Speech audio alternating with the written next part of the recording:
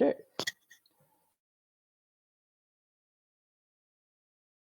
Um, I guess I'll start with a question. How many people sort of have a background in machine learning or understand how neural nets work, if anybody? Like ChatGPT and Grammarly and all these things that we're using.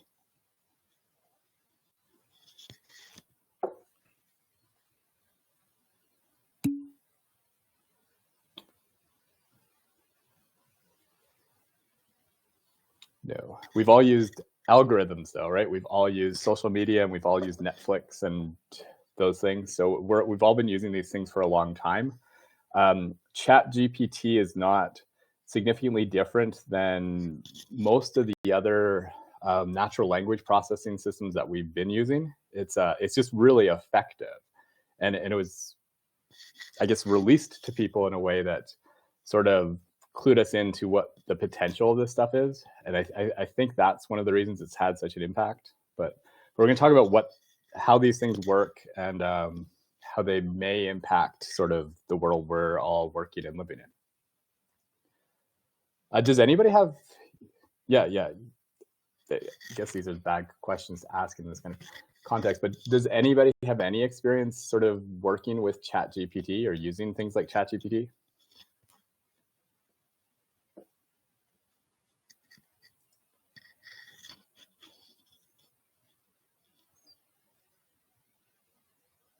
And you might not, and that's cool. Or you might not want to admit it. Never used it, don't trust it. That's good. Yeah, sometimes I use it to get research topic ideas. It is worth playing around with and understanding sort of how it works at a minimum.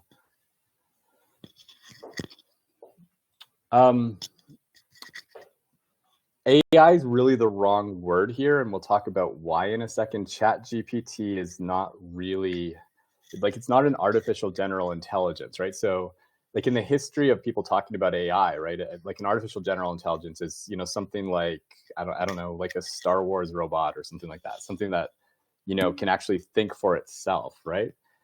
And has something it's like to be it. And things like ChatGPT don't have those kind of capacities at all, and they're not built to have those. They work very similar to how Alexa works.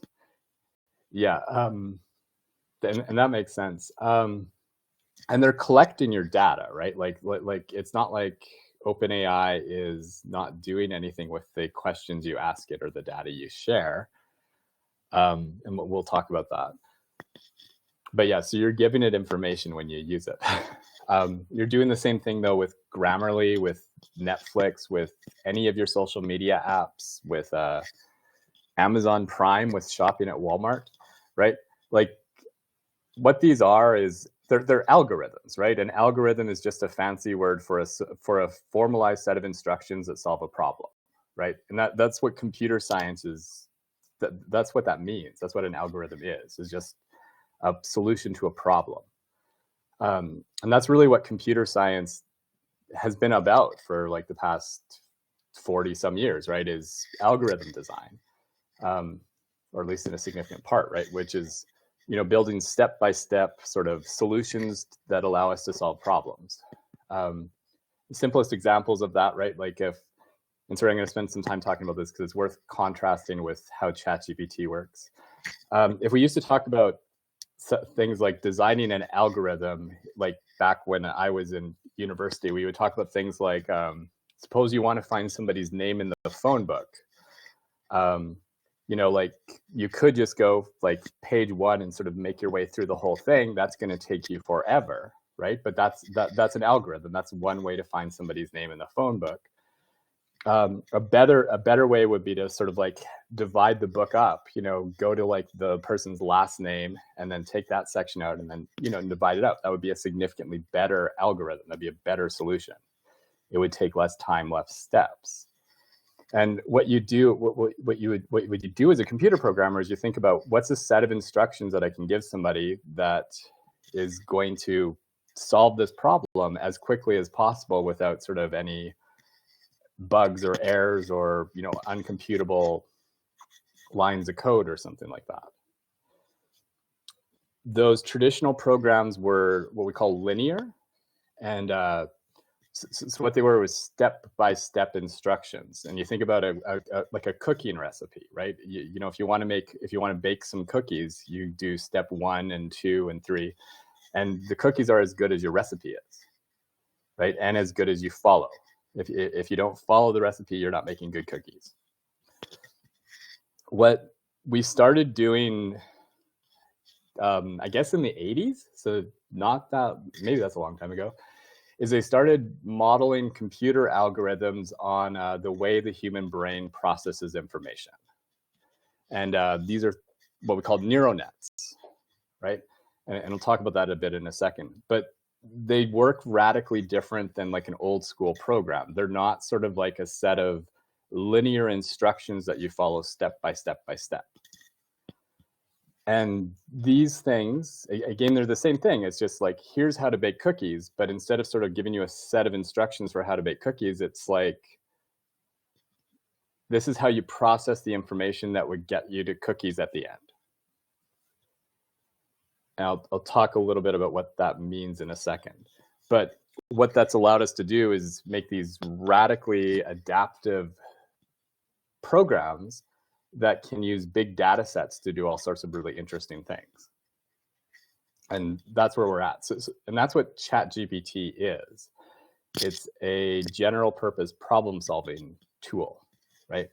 But it's not what we would call an AI, at least not in sort of the traditional sense. One of the many problems, and I wanted to start here, one of the many ethical issues with these things is that they're notoriously biased, notoriously racist, and notoriously sexist. Google had, so one of the things that happened with OpenAI, right, is you had like, because Google and Apple and all the big tech companies have been working on these things for years. And Google tried releasing one of their OpenAI-like projects into the wild, and within like 2 days, it was ultra racist. It was like a fascist Nazi. And so they shut it down really quick. But it was being trained on really bad data because it was being trained on social media forums. And so what it was getting was, you know, a bunch of people saying racist things to it, and it sort of quickly just generated a racist way of thinking about and talking about the world. It's hard to talk about these things because when I say things like thinking about, it's not really thinking. But if the data set's bad, then the result's going to be equally bad. So if you have racist data that you're feeding into something like this, it will come out with racist results. If your data set is small, it will come out with really bad results. The more data you have, and the more sort of diverse your data is, the better results you get. And it turns out that when we build algorithms and when we train them on data sets, our racial and our gender biases are built into those things and are often amplified, right? And so this is a massive problem in this industry because the things that we're producing are notoriously, like even ChatGPT, right? ChatGPT, if they use it for advice on sentencing in criminal contexts, just as like examples, not as like they're actually doing this, but you know, they've been like, how would you sentence this person? And if the person that they're talking about is African-American, it's significantly more likely to recommend the death penalty than if the person they're talking about is like a Caucasian, right? So this is like a current, quite serious problem. What these things are doing essentially is they're making probabilistic guesses about what the answer to a problem is. So you get a data set, right? You get a bunch of data, and then you go, what's likely to be the answer here to this question? And then it'll, depending on how it's built, it'll have a formula for sort of analyzing that data and making a prediction about what the answer should be. And then it will produce that answer, right? And that's often leading to these kind of results where it's doing certain types of things. So, and jump in if you have questions. So as examples, right, and this isn't OpenAI, this isn't ChatGPT, this is stuff that we were doing slightly before that. If you do a search for something like gun, photography, firearm, and plant, you're very likely to get somebody that's African American.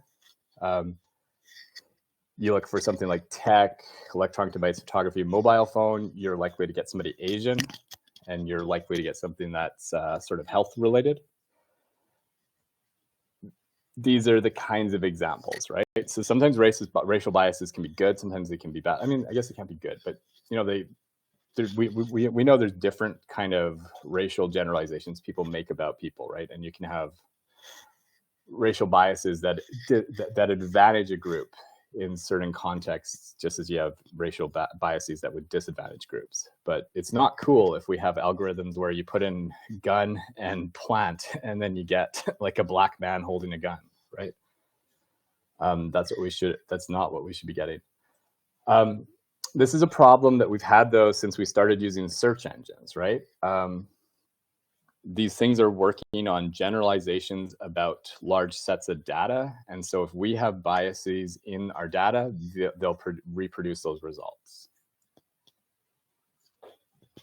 With me so far?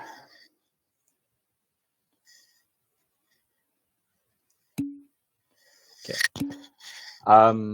We know that women are, if you do a job search, right? So there's not a massive difference between something like Google, like just your search engine on your computer, and then something like OpenAI. It's just the results you're getting are intended to be different kinds of things.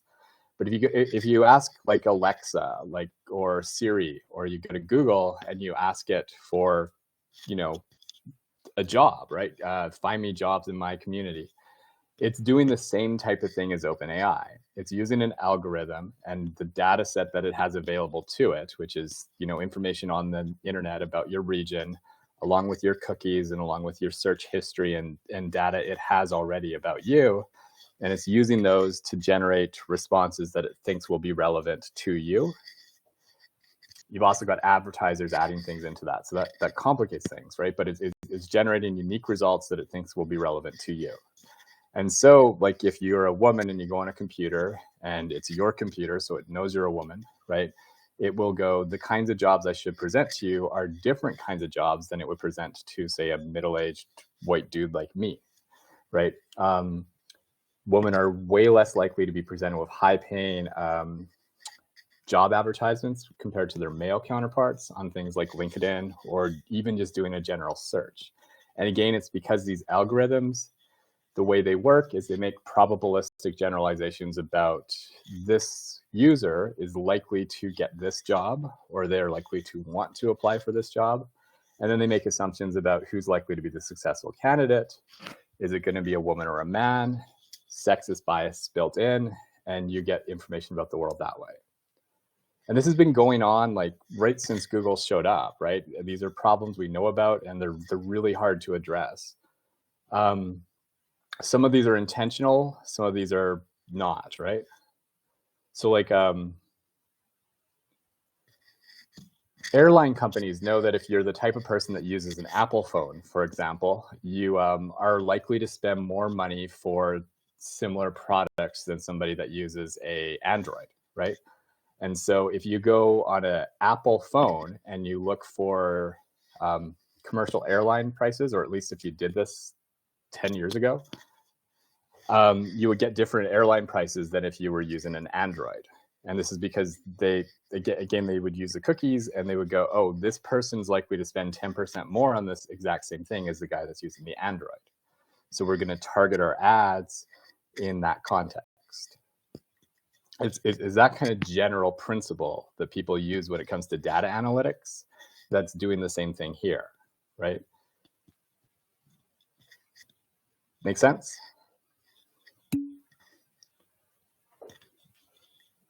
And so if we're making hiring decisions or like any decision, right, about what kind of people to have for a job, this immediately causes massive problems, right? Because if our algorithm's racist and our data set's racist, we're going to produce racist results or sexist results.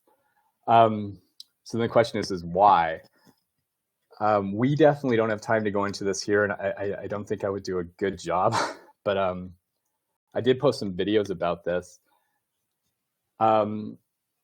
This is a picture of a neural network. It's a graphic representation of what something like OpenAI is doing.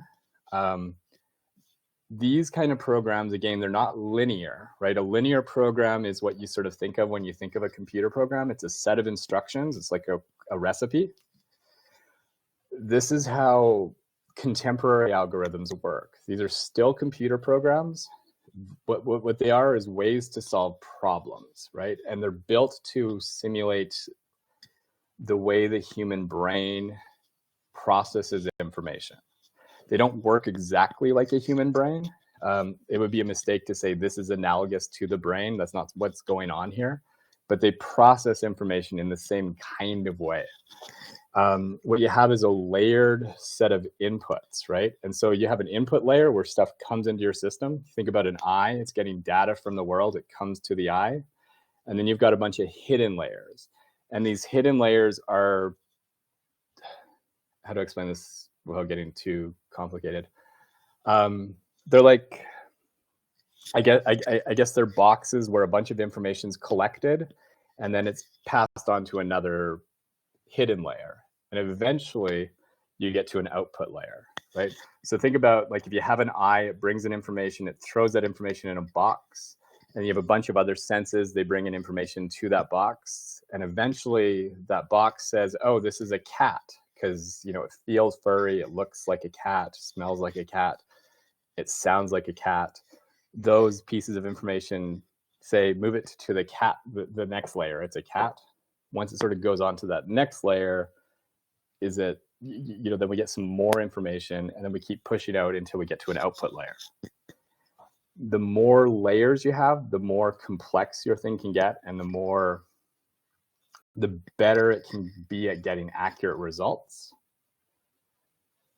It also gets more difficult to understand.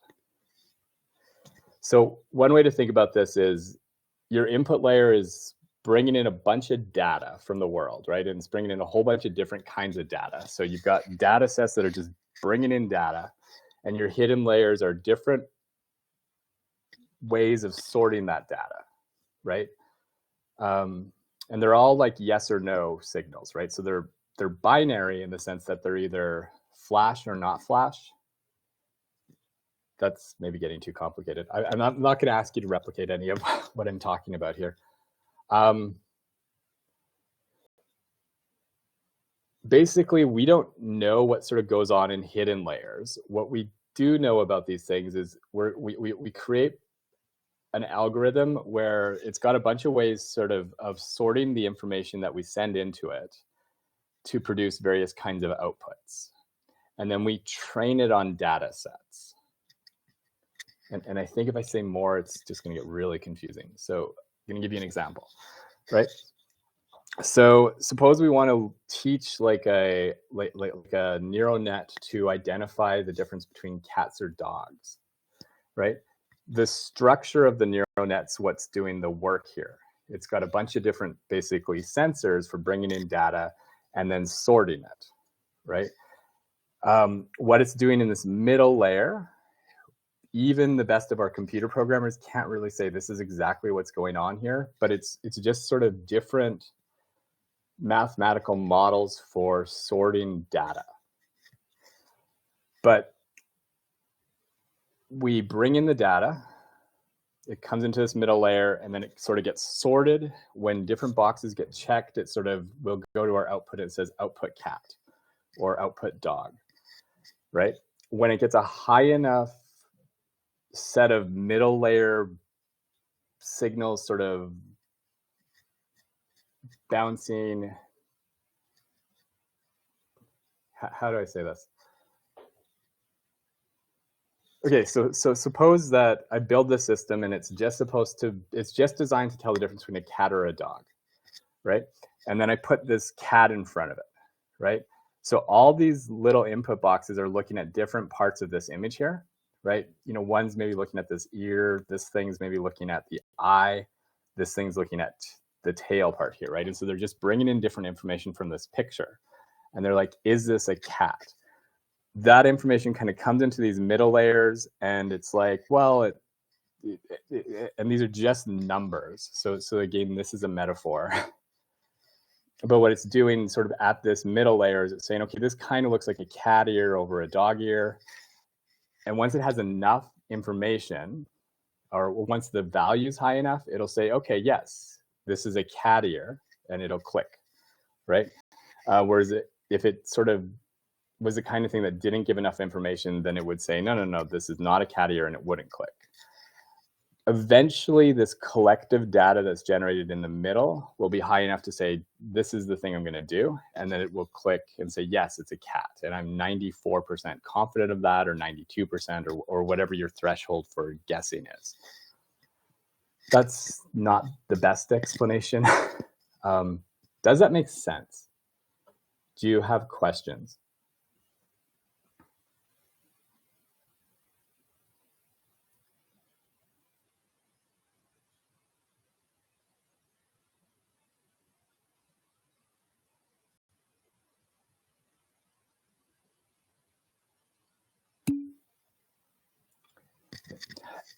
In some sense, this is what we already do when it comes to the world, right? We bring in data into the world through our senses, and then our brain, given its structure, processes that data and says, I'm looking at this thing.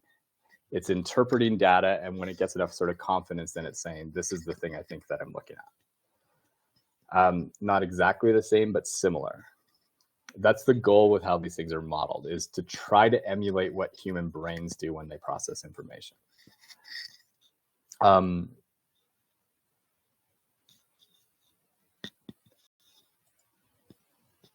Now, given that that's what's going on here, this is radically different than a set of instructions that just says, this is how you produce a search result, right?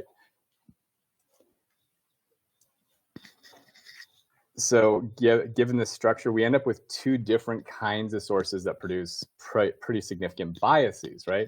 We have personal biases that are held by the data gatherers. Those go right into the design of your algorithm. And then you have environmental biases, which are unintentionally posed or intentionally posed by data gathering, right?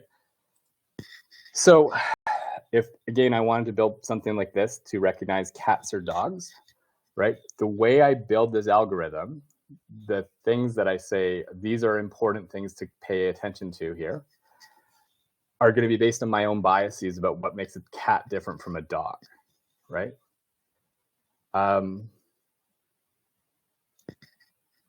So if I think cats are smaller than dogs, for example, right? Then maybe this circle here might be about size. And so what might happen is it might have a bunch of data come in, and it comes to this first circle. And if the animal is small enough, then it says cat. But if it hits a certain threshold, it says, oh, that's too big, shoot out dog answer, kind of thing, right? Or maybe I think cats are certain colors, right? So maybe this is based on color. So it isn't finding necessarily cats, right? Yeah, that's right. That's what it's doing, is it's identifying features that say guess cat or guess dog, and that's what it's always doing, right? Is it's making a guess at the end of the day that the thing it's looking at is a cat or a dog. If I am racist, right, then I might think, and I've got an algorithm that's looking for suspected terrorists, for example, then I might put those racial biases either intentionally or unintentionally into the way I design this system, right? So then it might be designed so that if you are a certain race, I say terrorist, or if you're not a certain race, then I say not terrorist, right? And so that's one way these things can be racist. If the designer themselves is sexist or racist, either intentionally or unintentionally, if we live in a world where there's systemic racism or systemic sexism, then those biases will be built into the design of the system, right? So that's what a personal bias that would be that goes into these. The other thing that can happen here is just environmental biases, right? Whereas if we live in a world in which the data set itself is racist or sexist, then the data coming in is going to reinforce those and amplify, typically, those racist and sexist biases, right?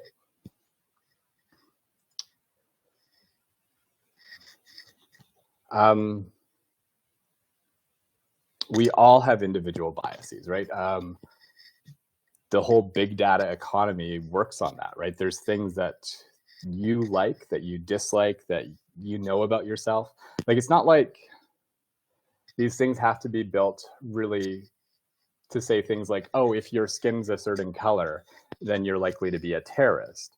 What they can do when they build something like this is just say, hey, look, the people that have engaged in terrorist activity, they also tend to be people that liked the following book, right? And if we have enough data, we would just know that. There doesn't have to be any sort of causal connection. It's just there's a correlation, right? And if we know that, then these kind of algorithms can just say, hey, look, nobody's ever thought this before, but it just turns out to be the case that people that like the book House of Leaves are way more likely to be terrorists than people that don't. And so that's going to be built into our algorithm, right? So none of this has to be intentional. It's just you've got a bunch of data and you've got ways of sorting it that are trying to get the right results. So, and I'm sorry I'm hanging up on this. What I'm trying to point to is it's not like we necessarily, we can assign values to these. So we can say this one is really focused on, like this circle here is really focused on the size of the animal. And so we're going to build it that way. But we don't have to do that for this to be the one that looks at the size. We can just sort of build this system and train it on a bunch of data until it starts getting the right result. And it could be that this one here, even though nobody meant for it to be that, is the one that's focused on size. Does that make sense?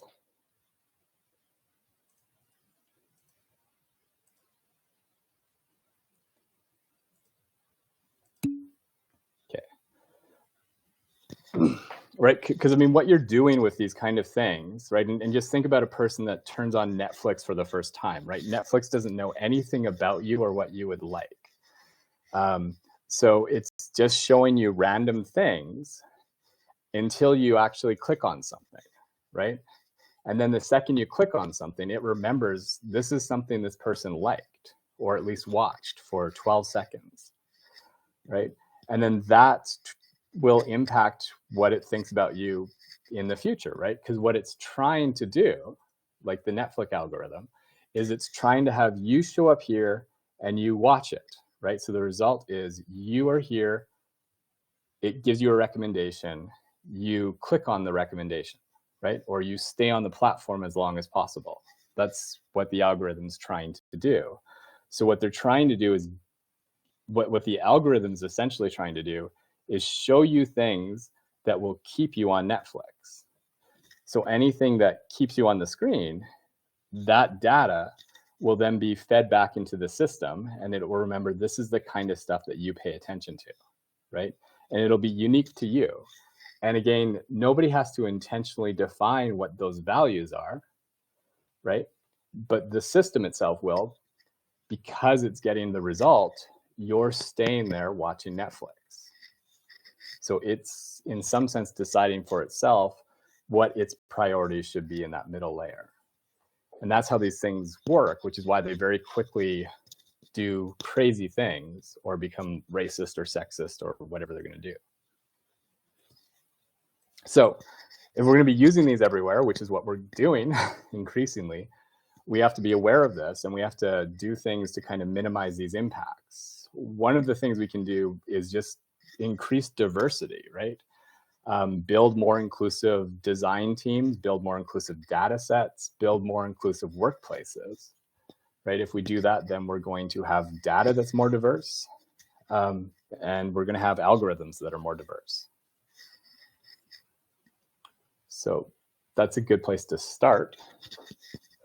The other thing we can do, and that we've been trying to do, is we've been trying to build legal and policy frameworks that can minimize these impacts. This is really hard to do because, again, we don't really understand, and the computer programmers don't really understand what's going on in that middle layer, the hidden layer of their systems. Nobody's intentionally designing those things to be a certain way. right? So it's really hard to regulate sort of, well, you can't build an algorithm that's racist, right? Because you're like, well, what does that mean? And I didn't. It just produces racist results. So it's really hard to do this. And to the extent that we're going to, we have to have policymakers that really understand how these things work. And we have to have engineers that are willing to engage in these kind of conversations about their products and understand these issues, right?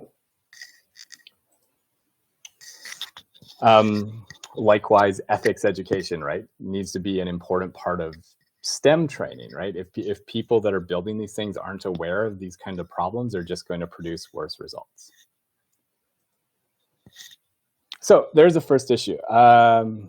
Yeah, ChatGPT and friends are notoriously sexist and racist. And that's a big part of the fact that they're designed a certain way, and we live in a world in which sexism and racism are realities. Problem, they amplify that. Thoughts or questions?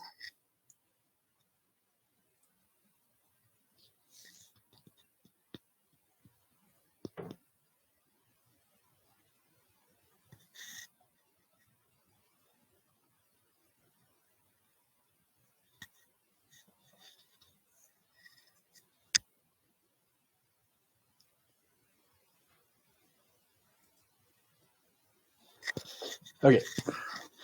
Does anybody know who Watson is? Could the program be taught ethics? That's a good question. Could we teach a program ethics?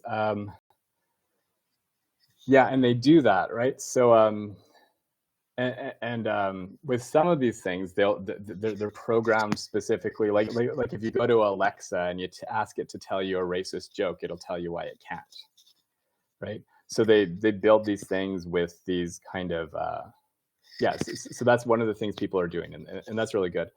The problem is ethics is really complicated, right?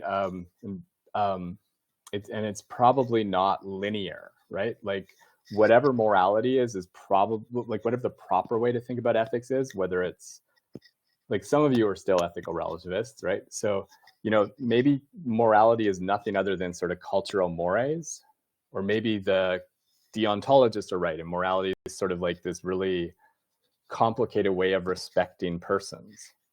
Or maybe it has something to do with virtue or equality or justice, or maybe it's about bringing about good results. But whatever morality is, that's really hard to program, right? And whatever it is, it's something that's not, these are the rules, don't break them, right? I don't know if anybody knows Isaac Asimov. He's an ancient science fiction writer, wrote the Foundation novels and the robot novels. Foundation, I think Apple TV's done a version of it on the Apple TV app you can watch now.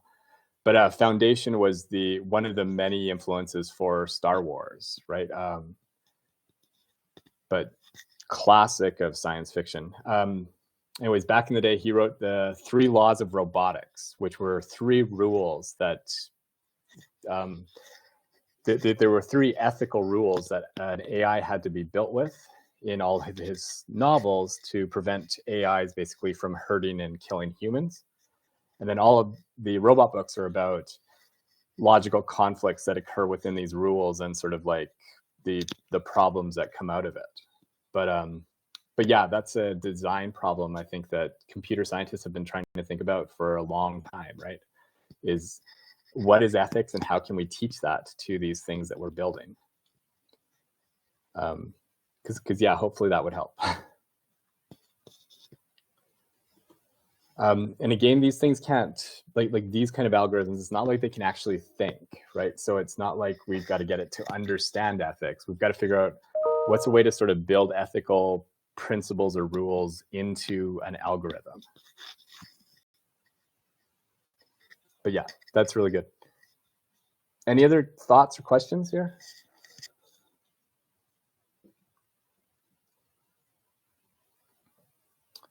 Okay, so OpenAI, ChatGPT, this is the one that's sort of been making all the news lately.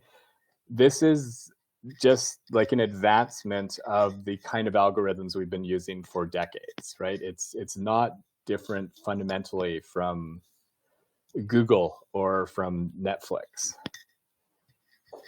Does anybody know who Watson is in an AI context?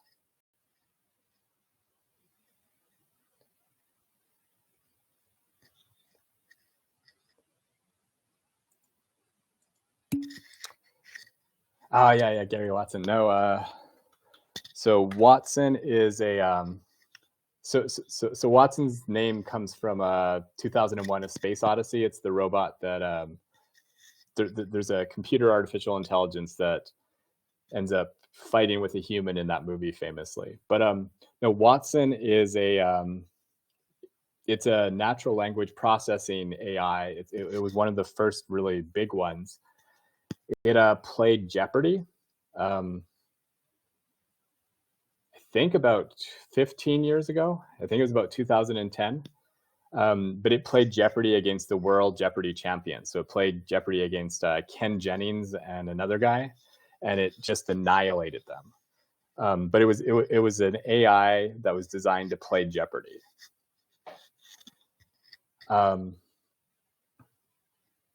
But that's who Watson is.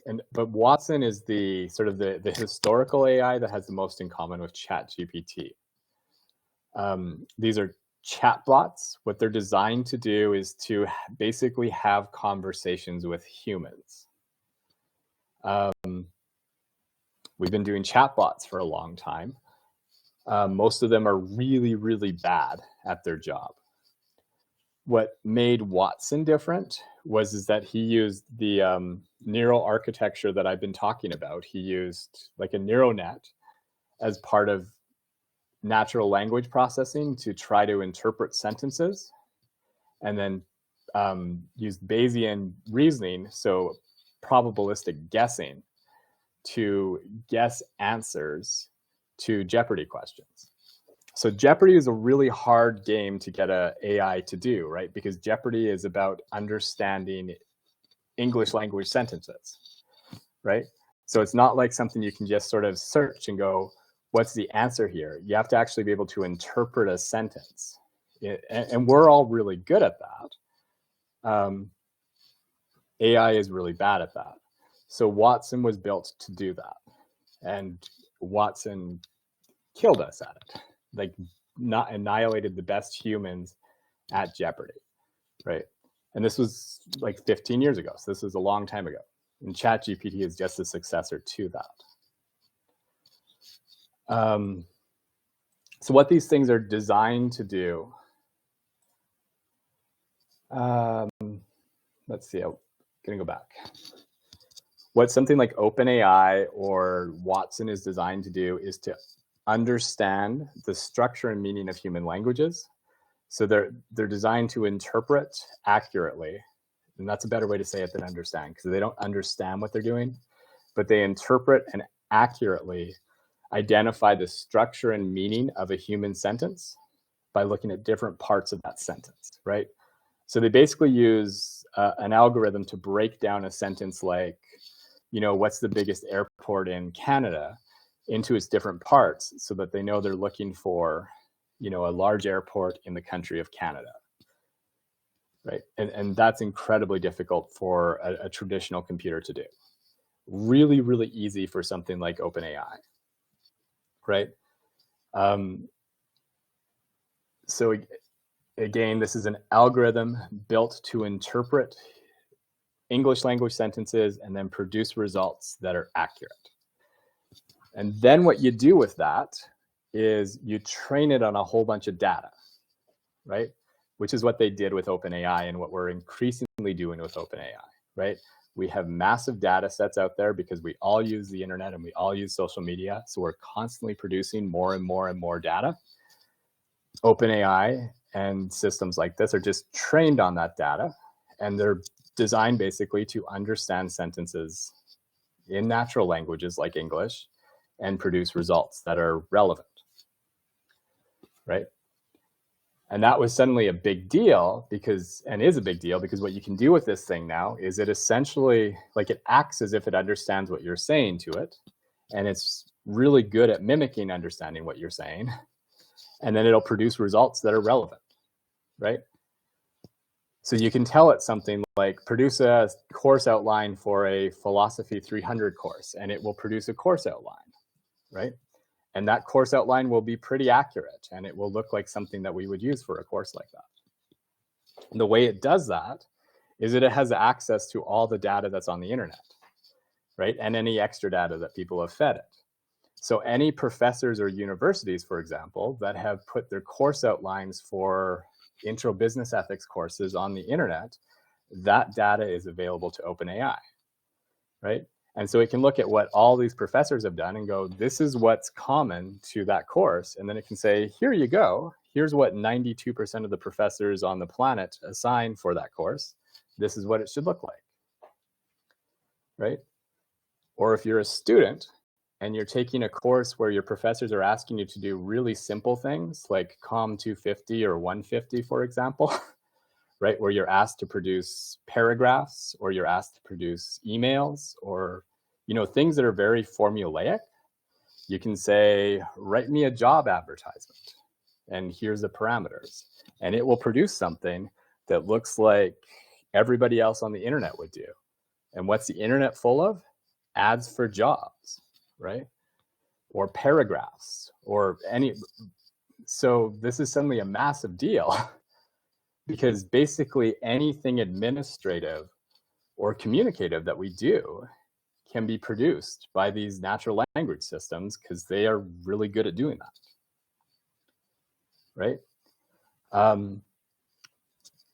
They don't understand what they're doing. There's no sort of it there that could understand, right?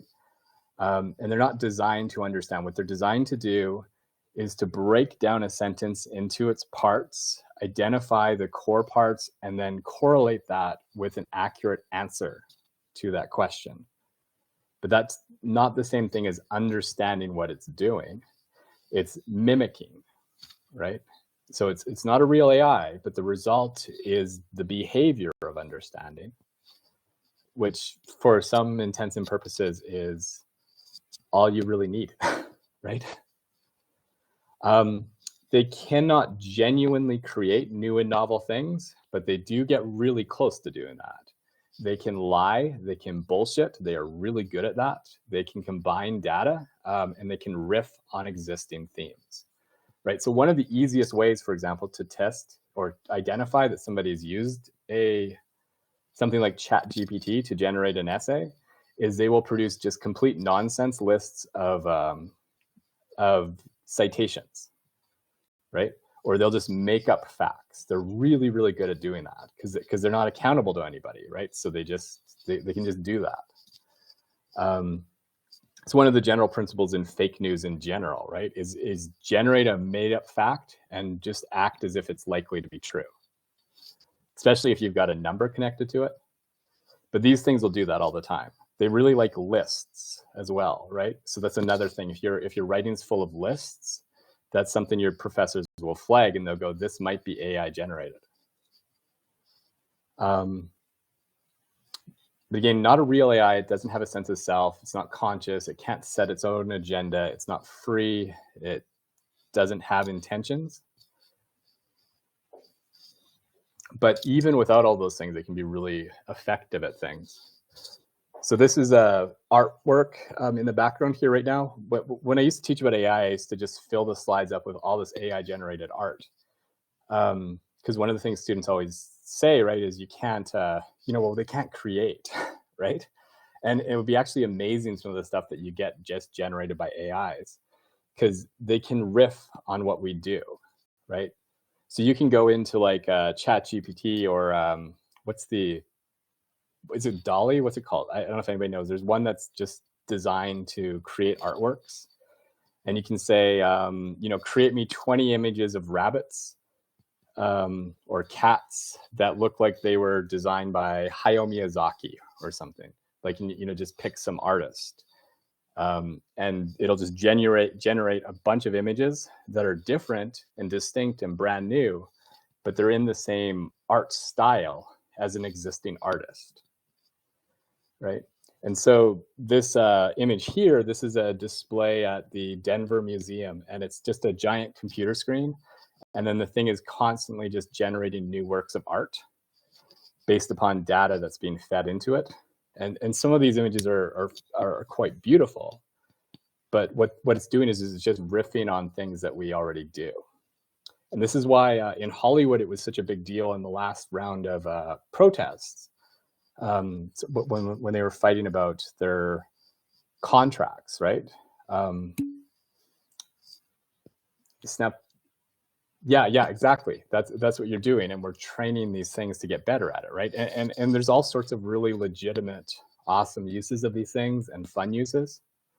There's a lot of potential here, but this is what it's doing, right? That's exactly right, Katie. But you think about the potential here, right? Like you think about the average Hollywood movie, like the average superhero movie or something like that. It's not like those things are super creative or novel, right? There's probably, and there is, formulaic ways of writing most of the movies most of us go to, right? And most of the books and TV shows and even the music that we all like. And so what you can do with something like these AIs is you can just say, reproduce, write me a new superhero script and, make the superhero look like a bunny. And then it'll write you a brand new superhero movie that's probably good enough to make $1 billion, right? And it's doing that just by not creating anything new, but taking existing stuff and just playing with it, right? But I mean, that's kind of what most of us do anyway. But you think of the potential there, and then you think of the problems there, right? Like if you can have an algorithm do all your creative content creation, then what happens to all the artists and the musicians and the actors or the writers? And that's sort of the precipice we're on the edge of right now.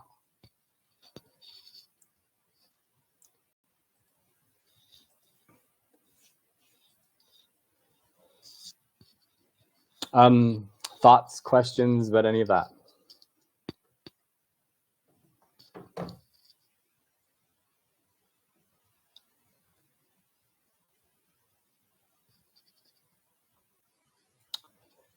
Okay, so let's talk about AI at work for a bit. I'm going to run out of time. This is going to change work in radically different ways, right? Some people are, really pessimistic about this, and a lot of people are just sort of like, we shouldn't worry. It's not all it's cracked out to be. I always think that when we're talking about AI and tech, a good principle is not to think about sort of what's happening right now, but where we're going to be in 5 years. I was a kid, right, when computers beat us at chess, right? One of the things that I found really fun to do when I was teaching philosophy of mind every year was to ask my students, well, what's a game that's too complicated for AIs to play? And they'd say, oh, this game. And then about a year or two later, that game we would have lost that game to AIs. And that sort of consistently happened the entire time I was teaching that course.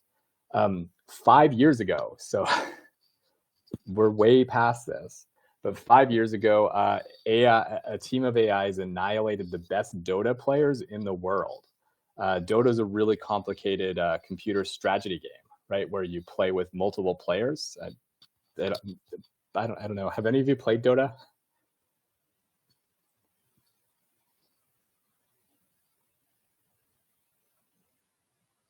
But it'd be like Fortnite, right? Like it's easily the case that AIs could kill us at Fortnite now. That would not be surprising at all. But 5 years ago, they beat us at Dota, right? They beat Go about 6 years ago. Go is the most complicated board game we have on the planet when it comes to just a one-on-one strategy.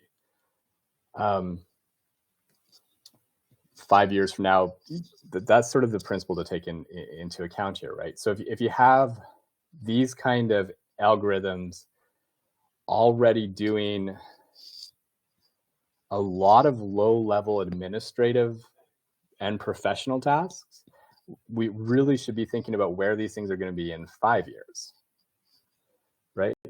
Um, we're already at the case that a ton of low-level white-collar professional work is in trouble.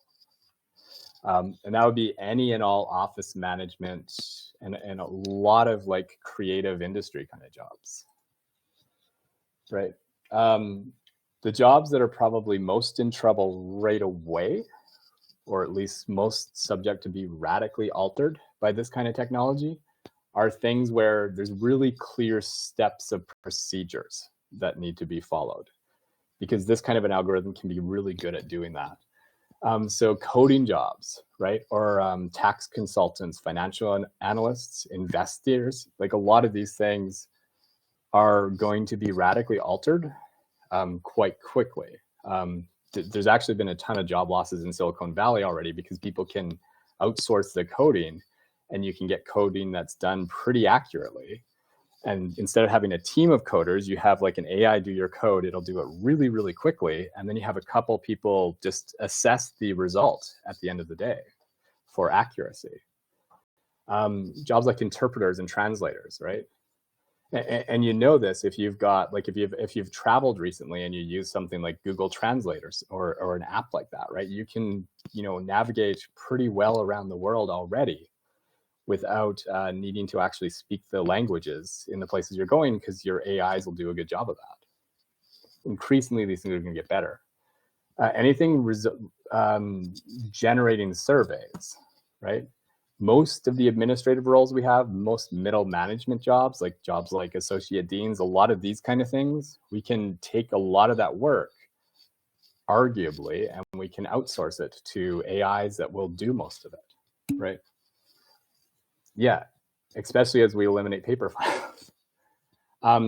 There's been teaching assistants and graders at university levels, especially for science classes, because they're easier to grade, for a good decade, right?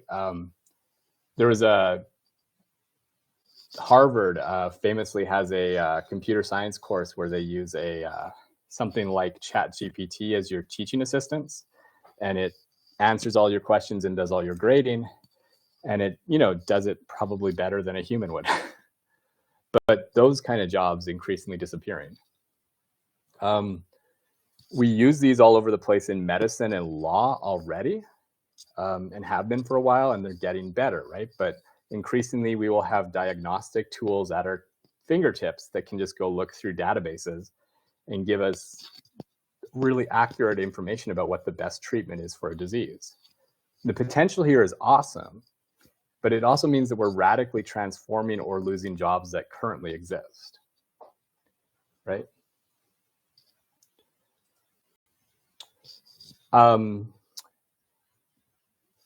Earlier rounds of like computing had massive impacts on blue collar workers, right? People that do labor. I'm running out of time, so I'm not going to show these videos, but what I've got here is a video of where robotics is at.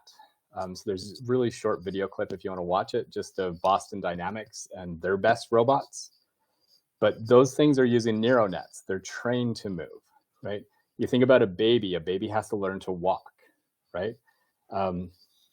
That's essentially what we do with these robots, is they start out basically unable to move, and then they're trained to move, and then they can become massively effective athletes. You combine that kind of technology with this kind of technology, and you've got something that you can train to move and something that can understand instructions quite well. That's going to have a massive, that's going to take us from individually task-specific robots to something much, much more complicated. So there's a lot of negative potential here, but there's a lot of opportunity as well, right? We know the kinds of things that these things are bad at are, and a lot of it is the soft skills that we talk about in the humanities, real critical thinking. That is something that these things are not good at, right? They're good at providing a formula, at producing a result that is expected, right? But they're not good at sort of like the odd piece of data or reinterpreting or synthesizing, genuine creation. They're good at doing what we call normal science. They're good at sort of following procedures and running an experiment. They're not good at more complicated theoretical things. So they're not very good yet at things like history and philosophy and like theoretical physics. So that's an area, at least for a while, where humans are going to be really important. Those kind of deeper thinking skills. And the soft human skills, things like care and compassion and counseling, right? Probably the things that are most highly exposed are programming and writing. When we've got an administrative focused procedure policy, right? Those are the kinds of jobs that are in trouble. Those are the kinds of things that these types of AIs are going to be really, really good at and are already really, really good at. So I guess as you're going through your education, and maybe I'll end this lecture for today after this, right? But I mean, as you're going through your education over the next couple of years, that's what you should be thinking about, right? Is building those skills that are sort of going to make you immune to replacement by an AI, right? So your human component, that's really what you want to emphasize, right? And learning to work with these things. That's the other thing that people should be able to do, right? Is because we're increasingly going to have to. We increasingly do, even if we don't sort of realize it.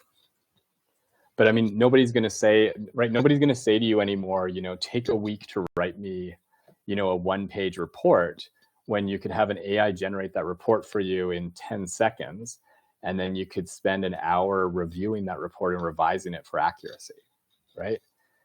So increasingly, that's probably the kind of skill that's going to be more important, is going to be able to sort of start with something that's generated by this kind of a system and then do something with it. And that's one of the reasons your professors are freaking out, right? Is because we've flattened education so much in the neoliberal university and K-12 system, right? Is like, you look at what we, you look at the education system that we're putting in the K-12 schools right now, right? Like you look at, I'm not going to talk about content, just going to talk about skills. If you look at the social studies curriculum that's being put in, right, it's got a huge list of facts, right? They're teaching kids all sorts of facts about the Western history of the world.